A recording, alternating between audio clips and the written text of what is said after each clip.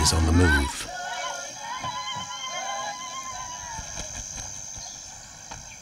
Raptors hover over a withered carcass. But there is scent of fresher meat in the wind.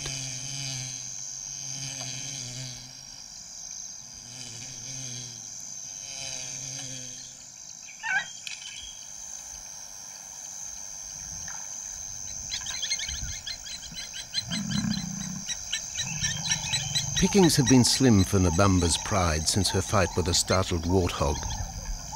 The lioness is limping from the encounter. And even the pride's big male, Jabu, wonders when his next meal will come.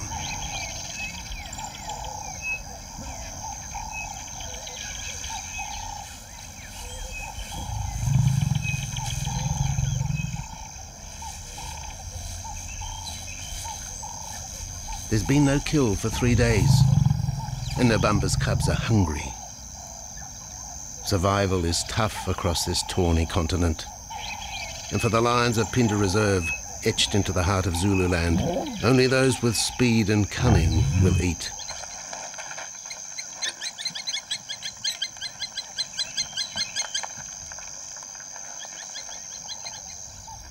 For this pride anyway, it's been a long time between meals.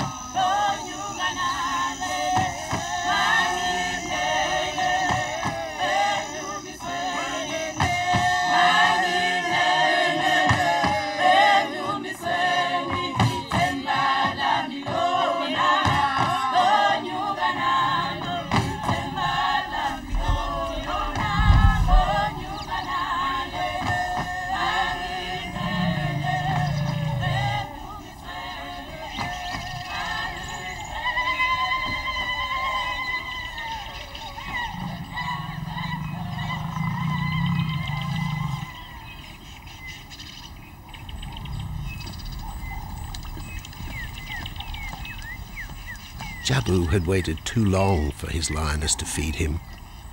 Overnight, his stealth carried him into the path of a careless zebra. The rest of the herd is still skittish.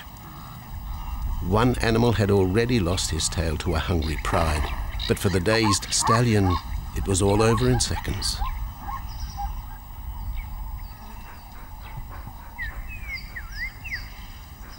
The big male watches his kill from a distance, exhausted by the chase, exhilarated by the sport.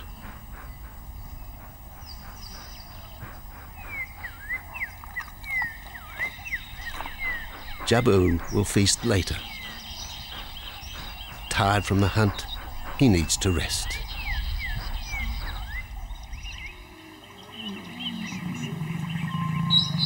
But his prey will be safe. Few scavengers will risk the sudden return of the Lion King.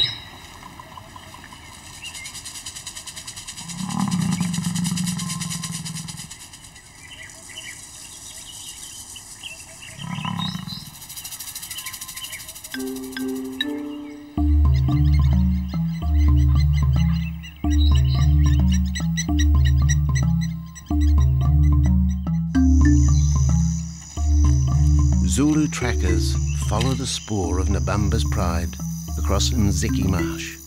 This vast tract of savanna is favoured by the lions in the dry air of winter, but it's a region also shared by Pinda's giraffe and white rhino population.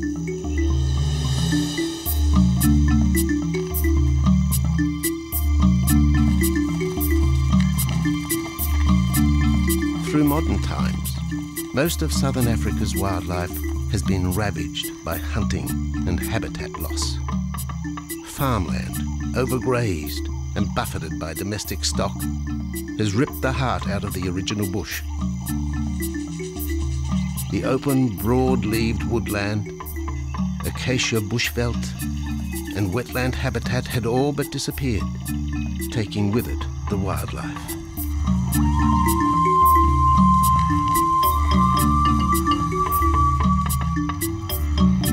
few years ago, the Pinda project was born. 17,000 hectares of farmland bought up in KwaZulu-Natal along South Africa's eastern seaboard. What followed was the largest game restocking program ever seen on the subcontinent.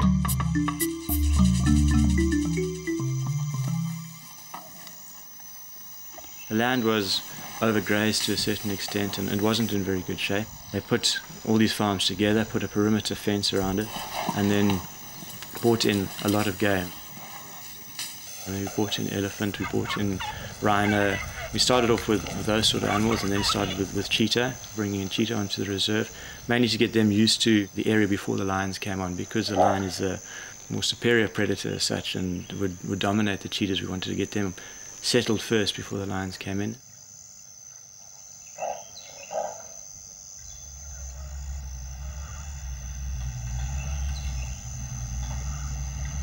Andrew Lewis is habitat manager at Pinda, one of those committed to the restoration of southern Africa's ecosystem. Pinda is the Zulu word for return, and the aim of his company, Conservation Corporation Africa, is to return the land to its traditional wildlife and at the same time restore the habitat to its original state.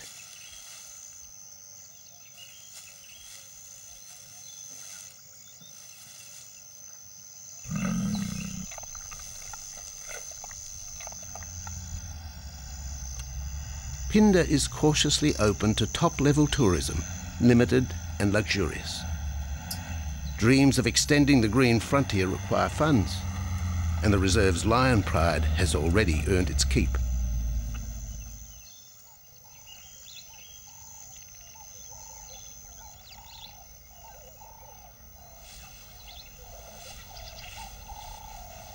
The lions on this property are actually generating revenue for the property through ecotourism, and that they are a benefit to the wildlife because of the draw card. And a few animals, lions, elephants, for example, and rhinos, and possibly giraffes, but those are your main ones that people come to see. And we've been very fortunate to be able to have lions on the property, and I think those lions that we have given us amazing value for our guests, and by getting our guests in here, we're getting revenue into the area, and that's benefiting wildlife as a whole.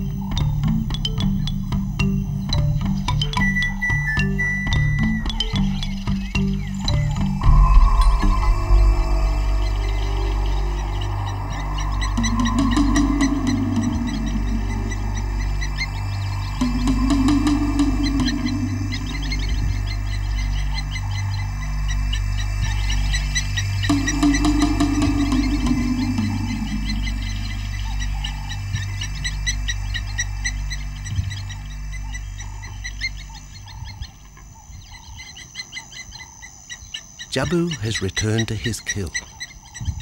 He licks the bloated carcass, but still there is no feeding. Lions will gloat over their prey, delaying the first bite until the meat ripens. For Jabu, the prospect of the meal is to be relished as much as the eventual feast.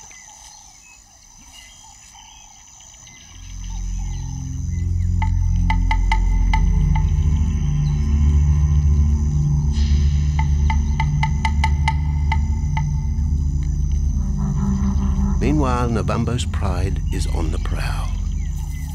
The older cubs are 10 months now, weaned, but still dependent upon Nabambo for food.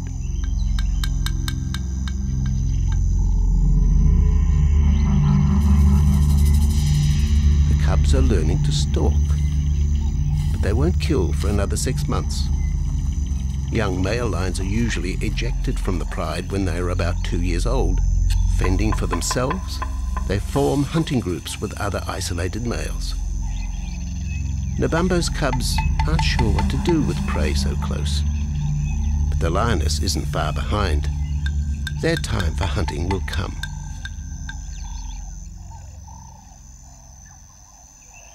Nabambo's 4-year-old daughter also lives with the pride.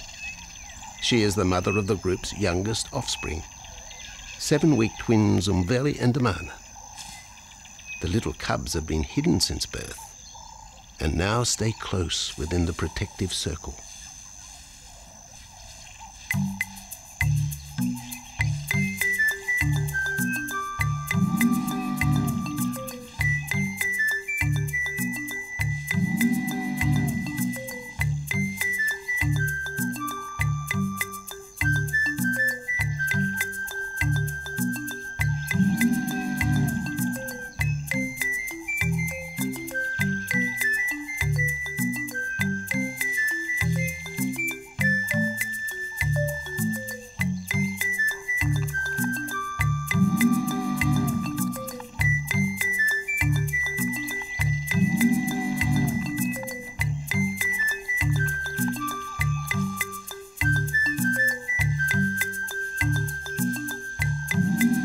Jabu has little time for his small cub.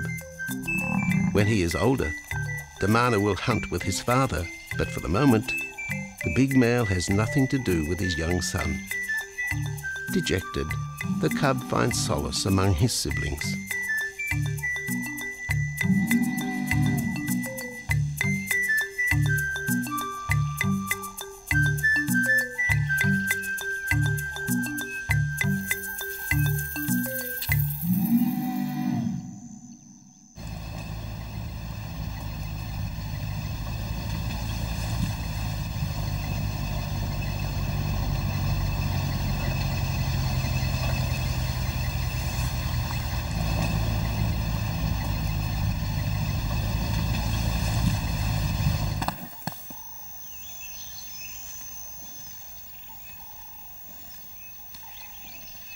A young giraffe lies helpless in the grass. The animal's complicated vertebra means it is unable to rest its neck for any length of time. Lack of mobility means blood to the brain slows, leaving the animal disabled.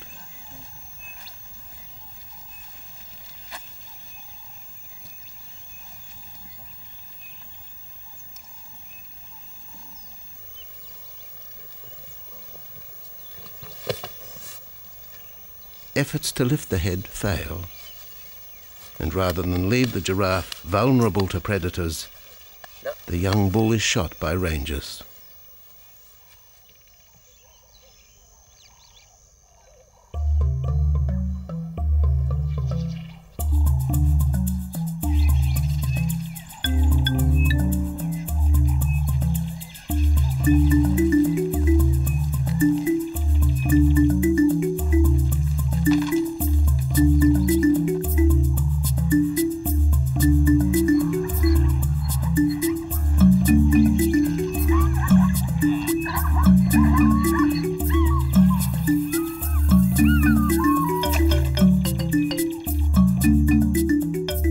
Dusk activity by the waterhole rekindles the interest of the pride.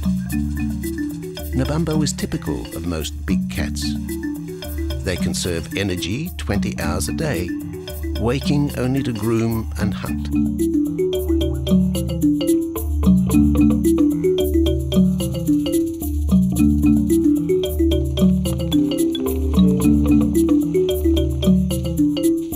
The lioness shows little sign of her injured leg, but the tusks of the warthog have torn sinew and muscle, slowing her in the pursuit of prey.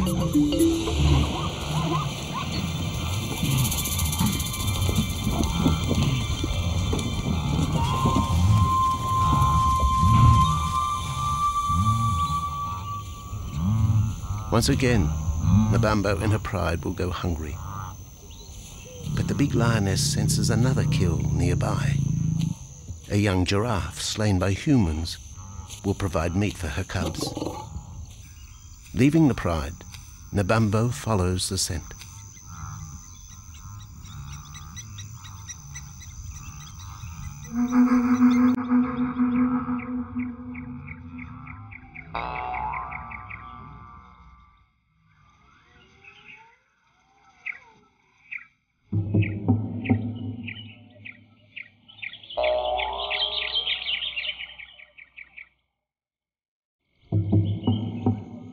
Left alone, the older cubs know the drill. They will wait for Nabambo's call to take them to the kill.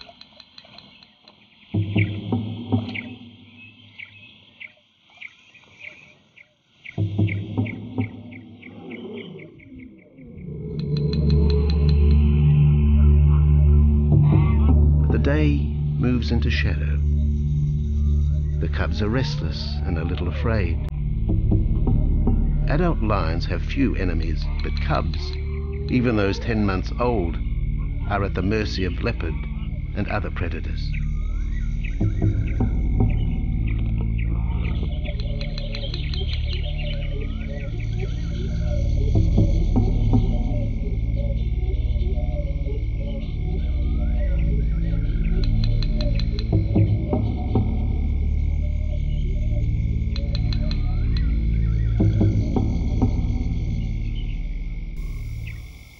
Nabambo has reached the kill, but her daughter is there first.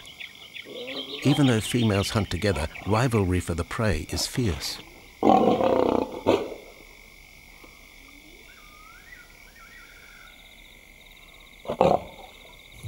The big lioness begins the trek back for her cubs, but the youngsters have heard her call and they meet halfway.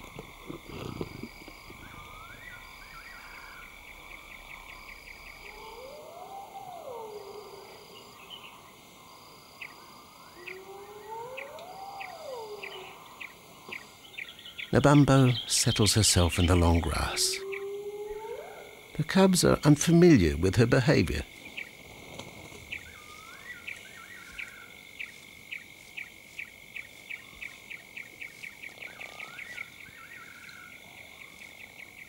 A female will usually head the charge with any kill, splitting the hide of the victim and leading the way for the pride to eat. But there is human scent around the giraffe, and the big lioness is cautious. She watches her cubs, hidden, alert to any potential threat.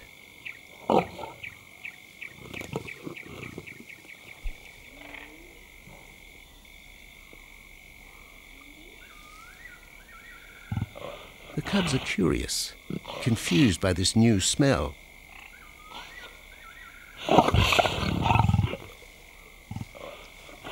The lioness moves in for a final check, but she has already made up her mind.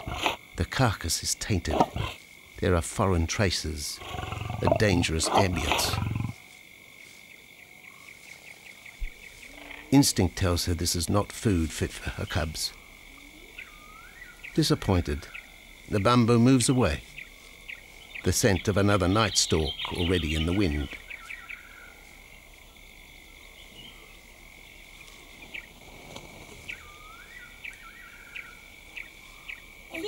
Siyabonga, siyabonga, siyabonga, siyabonga, siyabonga, siyabonga, siyabonga, siyabonga, siyabonga, siyabonga, siyabonga, siyabonga, thank you. After 2 days, Jabu has returned to his kill with another younger male. 3-year-old Tembi is a son from a previous liaison with Nabambo, and the two paired up after Tembi was ousted from the pride.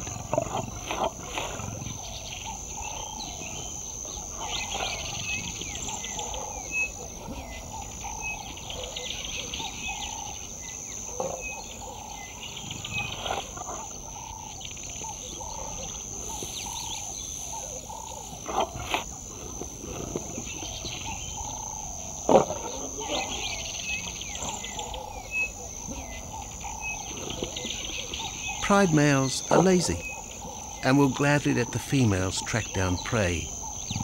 But the theory that males won't hunt is a fallacy. Any hungry male will hunt for himself when no free lunch is provided by the lioness, hyenas or other predators.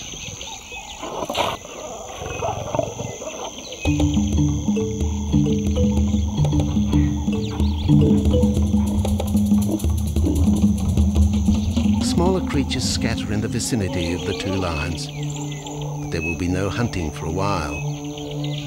Bloated after the zebra kill, both males will sleep for the next day, oblivious of their surroundings.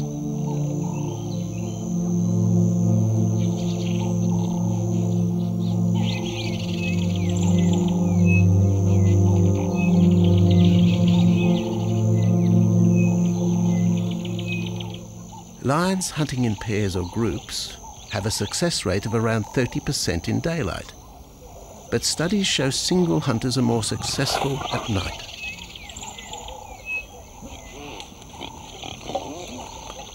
Lions are sociable cats, the only group to take part in communal hunts.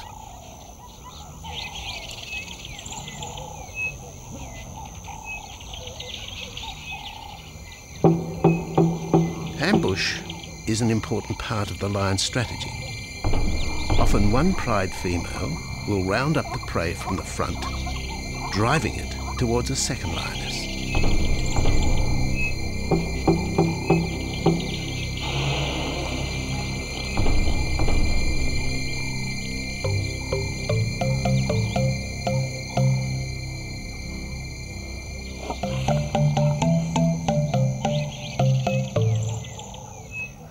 As in most cases, the pride male will only get involved if he has to.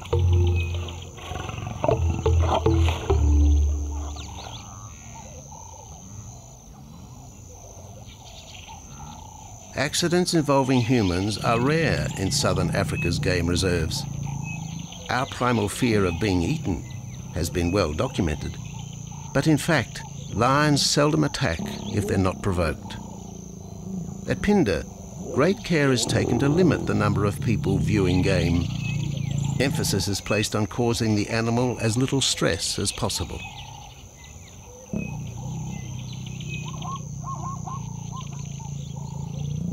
Man isn't a part of their natural food source. They don't normally go out and hunt people.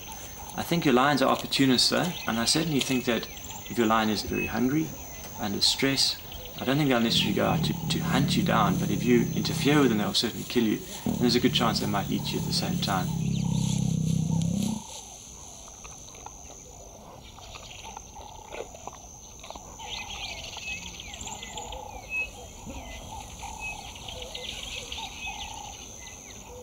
With all animals, it's how you treat them is what's the reaction you're going to get back from them. Certainly at Phinda, all our guides go through a training course and they're all brought up to a certain standard. There is a certain operating ethic with regards to viewing animals, and we certainly try and be as sensitive to the animals as possible.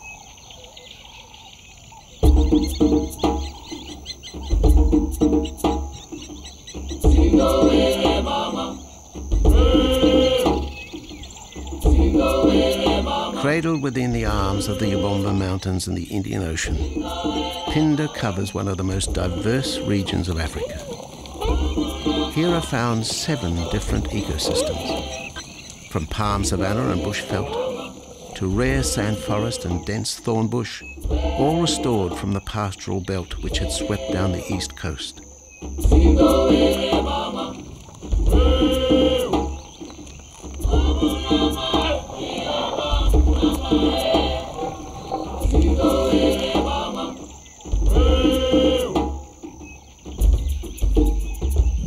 Where cotton, pineapple and cattle farms once stood, lion now roam their habitat again, alongside some traditional neighbours.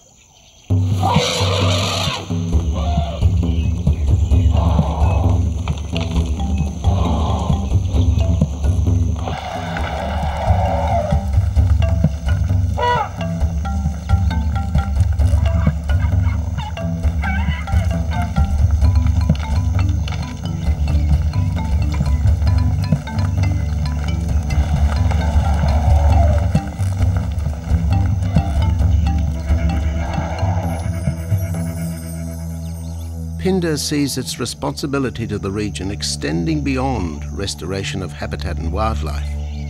It provides schools and a clinic for the local Zulu community, as well as employment. In the eyes of Andrew Lewis, essential ingredients for a successful operation. It's very important to involve the communities around your reserve, because they have to benefit as well. There's no point in just taking land, get some investors to invest in it. But if you don't allow the people who are on the periphery of that reserve to benefit from it, you're going to have an immense problem with poaching, and they're going to cut your fences down, and you're just going to have an uphill battle.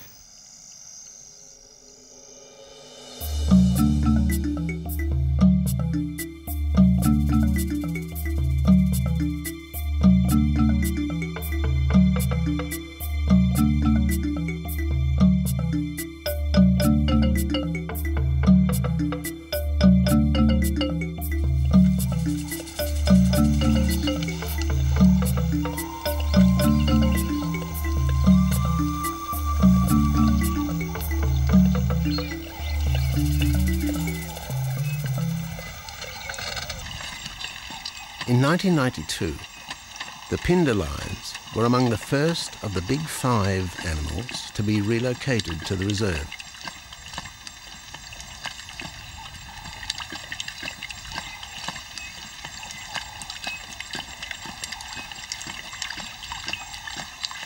The original pride came from the northern province of South Africa, a vast scrubby region flanked by the ragged Drakensberg Mountains near the Mozambique border.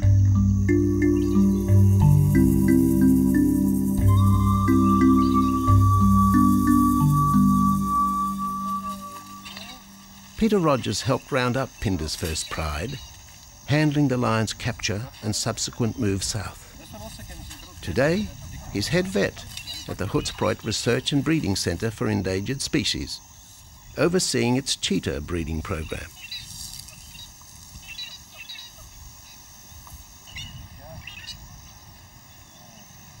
But it's the discovery of what's believed to be a long extinct strain of lion that has put Peter's centre on the map. We were involved in the rescue of these circus animals that came down through Africa and were abandoned in Maputo. We were just founded by an animal welfare group called Animal Defenders based in London. And they said, you know, could we just keep these animals temporary? First they mentioned tigers, and then they came back and said, well, there's 6 lions as well. So we said, yeah, we could hold them temporarily just until they found permanent homes for them, but basically get them out of the predicament that they were and the shocking conditions that they were in Maputo and Mozambique.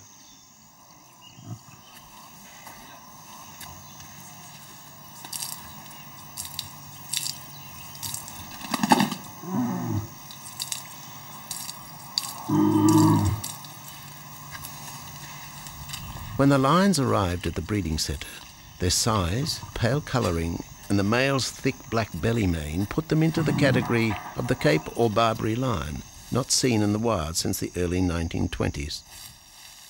A few still exist in captivity, and a male and female were brought to South Africa from an Italian zoo for breeding purposes. But attempts to mate Arcaf, the big male from the ill-fated Mozambique circus, with the Italian female are proving difficult.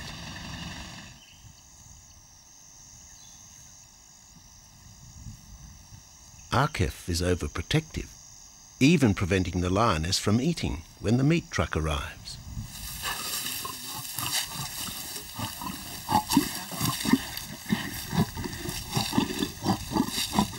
Finally, though, Sisi makes her breakthrough.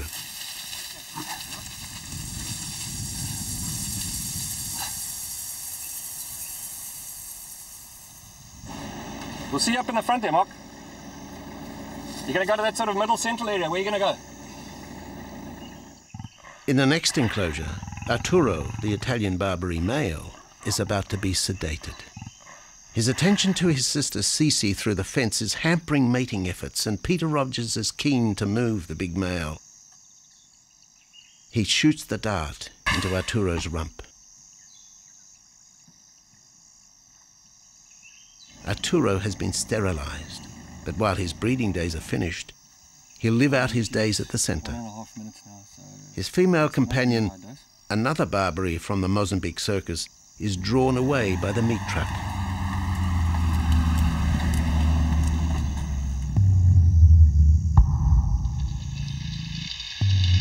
It's 20 minutes before the anaesthetic takes effect.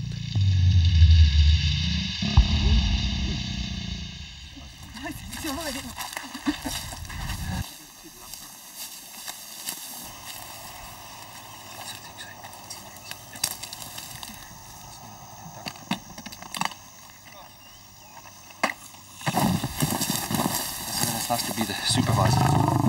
Slowly.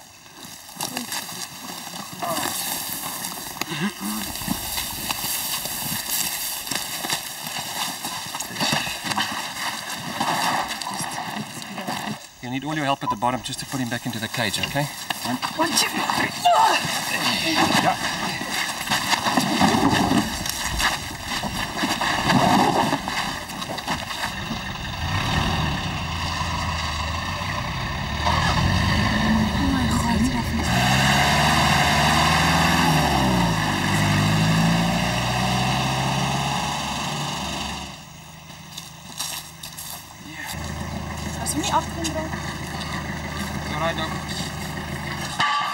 The anaesthetic gives Peter Rogers and his team a chance to check over the 12-year-old lion. He'll spend a few weeks in this cage before being returned to his enclosure for observation. I still want to inject him and everything.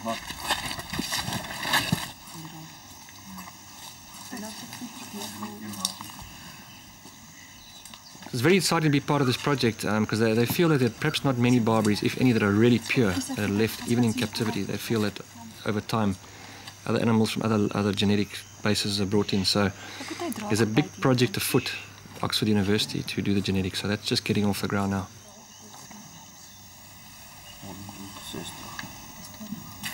Okay. We just put under the skin and the neck if we can find the skin under this big beard of his.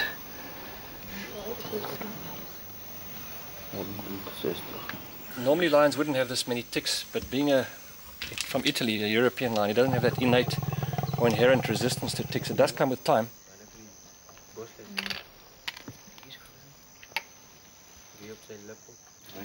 Take a bit of it, just like this. So what we can do is we can put him in there and roll him over inside there. His eyes closed. Immediate term now is to get these ones to breed. And we'll take it day by day from there and see how it goes. But the prime object initially was just to get these animals back into good health, and it's developed into something a lot bigger. It's a deadline.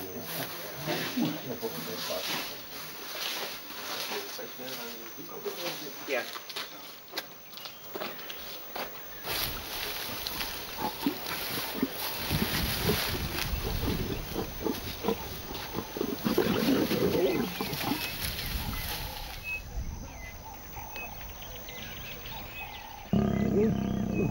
While the breeding centre's lions are healthy, it's not the case a few kilometres away in the Kruger National Park, where TB has ravaged half the population. Infected buffalo have been blamed for the outbreak, primarily in the south of the park, and attempts are being made to fence off the diseased area.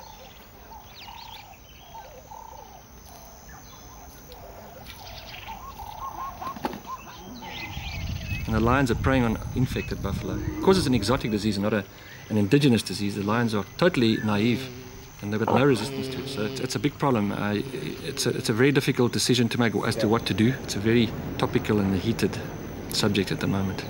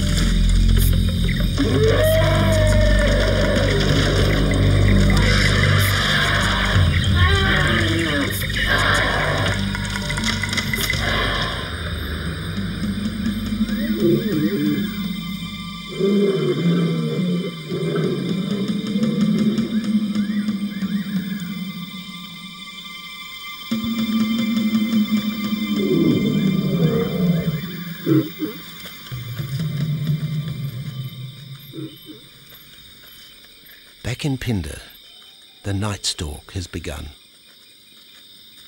Nabambo keeps her cubs close.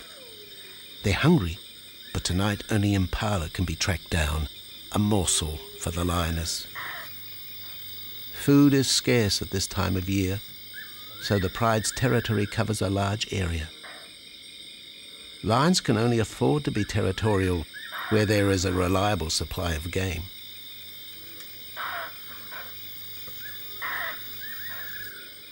Jabu wants to mate. He's been with his pride for nearly a year now. But Nabambo would prefer a larger group of males around her. Eventually, though, Jabu will have to join forces with other males to have a chance of keeping this pride. The big male is only 7 years old and a fine specimen, weighing in at just under 200 kilograms. For the moment, he's secure. Although tonight, Nabambo has hunting on her mind.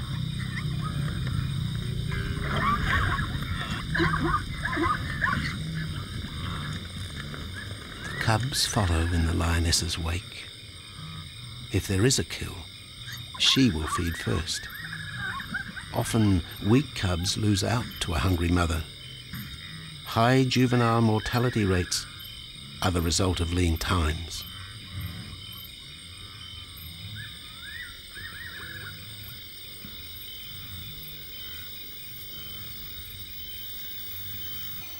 Jabu has had enough.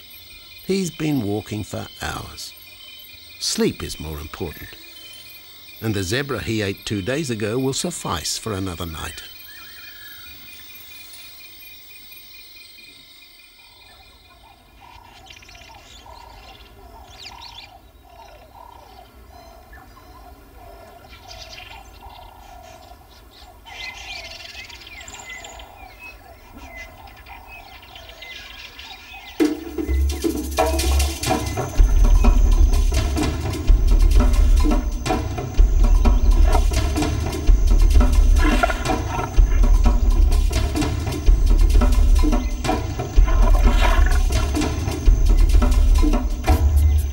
Nabambo has made a kill, a young Nyala buck.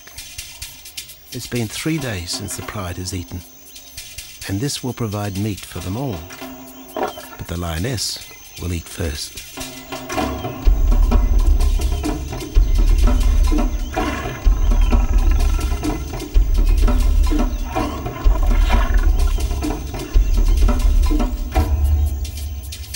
The cubs know the routine.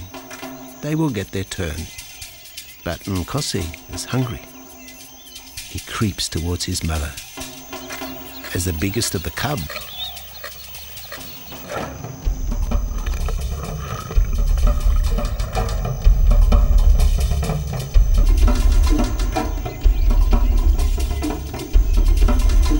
Nkosi watches. A lioness can eat more than 20 kilograms in a single sitting. This could be a long wait for the little cub.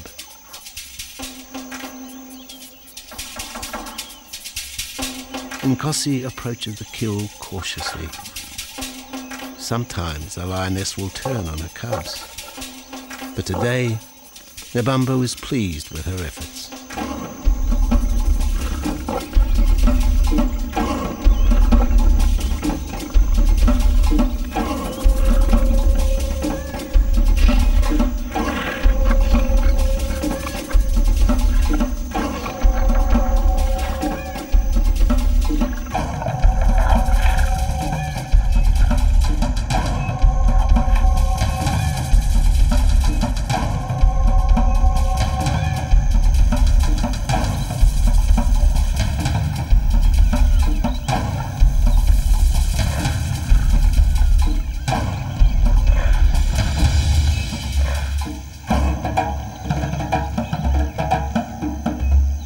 Nabambo has had her fill, for the moment anyway. Lions never eat the stomach of a kill. She will bury it before dragging off the carcass. This way, hyenas and other predators are thrown off the scent. The evidence has been buried. The carcass is no more.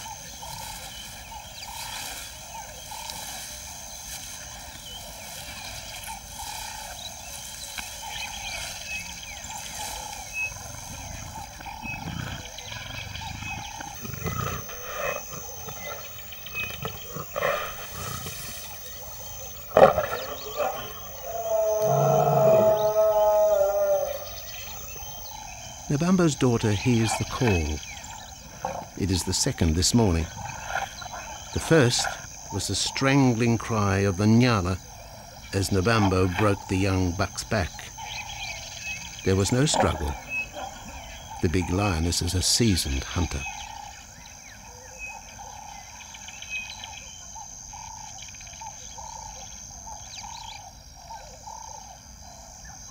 The rest of the pride will feast on the carcass after Nabambo retires. But first, they will drag it into the bushes, away from prying eyes, away from raptors already circling the kill scene.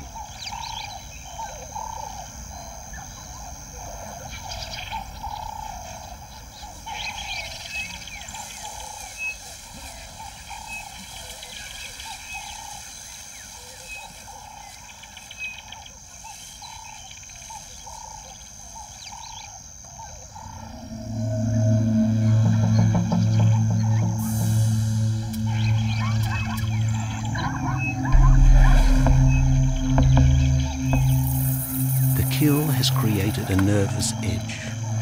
Even the hippo, its bad temper legendary, is flustered, anxious to protect its waterhole. Wildebeest are a favourite prey for lions. Naturally, they feel vulnerable. But for the pride, there is no agitation. Gorged, they will sleep for the next day. Even Mveli and Damana, the 7-week twins, have tasted blood for the first time. But it will be many months before they take part in a hunt. For the moment, they just want to play with Nkosi.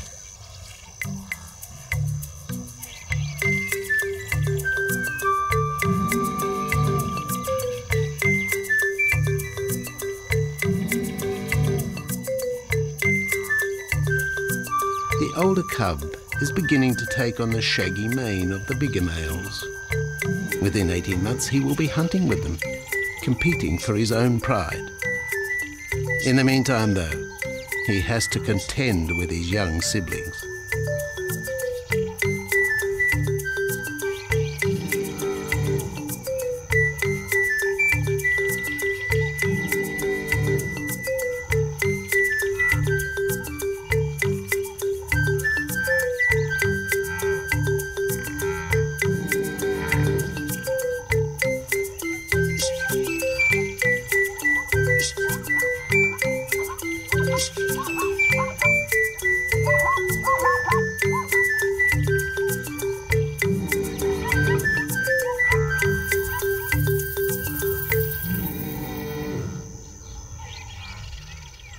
Jabu rejoins the pride.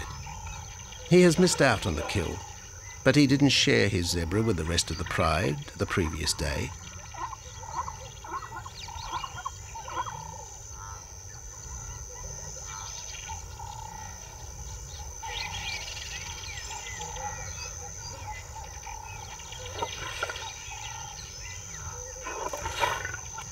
A half-hearted attempt at mating, but the big lion's attention is drawn to a curious onlooker.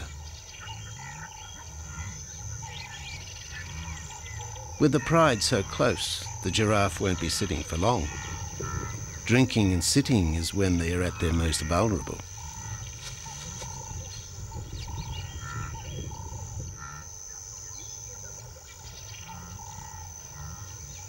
Jabu keeps an eye on his group. Pride takeovers by other males are common, and savage fights can occur between the pride male and the intruder.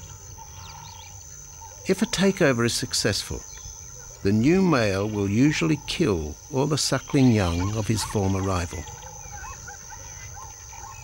When a nursing mother loses her cubs, she comes into heat within a few weeks. The normal interval between cubs is about 2 years, with a gestation time of 3 to 4 months.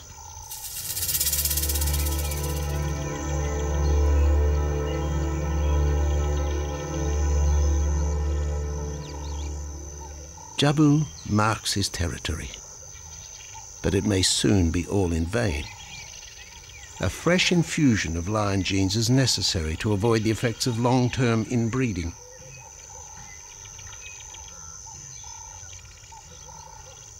It's likely Jabu and his son Tembi will be swapped for males from another game reserve. This will broaden the bloodlines of future lions and avoid the genetic risks currently facing the pride at Phinda.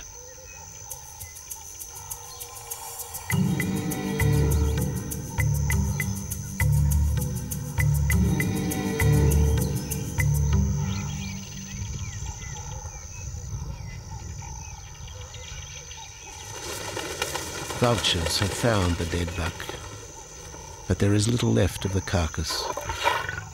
Nabamba and her pride have eaten. The big lioness tries to dislodge Inyala fur from her teeth.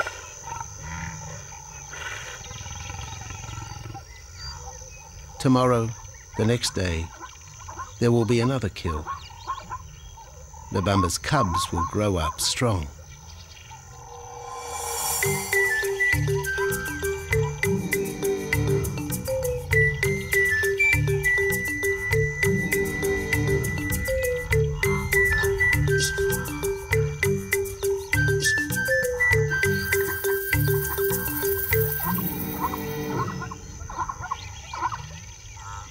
The lion is the greatest of all predators, the essence of all that is Africa. And yet, there are fewer than 50,000 left in the wild. The future for the species lies in managed reserves such as Phinda. Here in Zululand, the lion roams free for the first time since the beginning of this century. At Phinda, the philosophy has always been simple. Africa's wildlife land, undervalued and underutilized, is the continent's most precious natural resource. Focusing on the animals, their habitat and local communities is just the beginning of an African renaissance. Phinda is, after all, the Zulu word for return. Maybe, too, it's a chance for man to redeem himself just a little.